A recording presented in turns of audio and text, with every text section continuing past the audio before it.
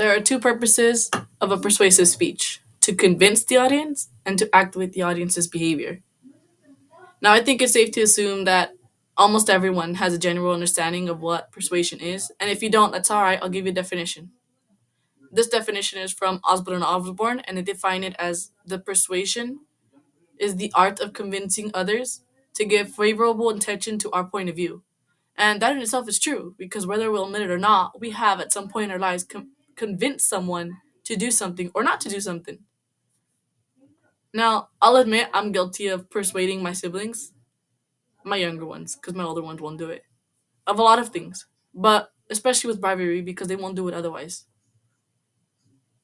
But the point I'm trying to make is that there is persuasion everywhere, whether we're the ones doing it or someone else is. Now, it is important to know the differences between persuasion because they can be helpful for certain situations, whether you need it to convince people to join your school club or to convince others that your job ain't as bad as they think it is.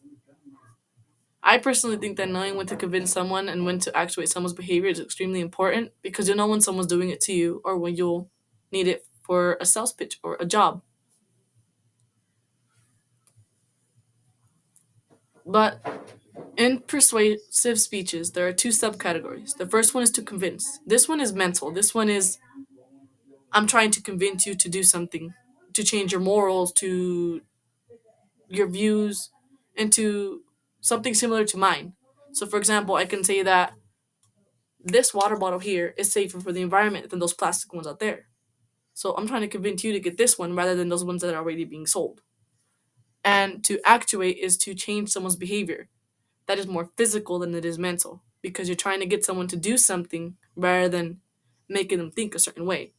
So, for example, I can tell you that if you buy this water bottle, you'll get two for free.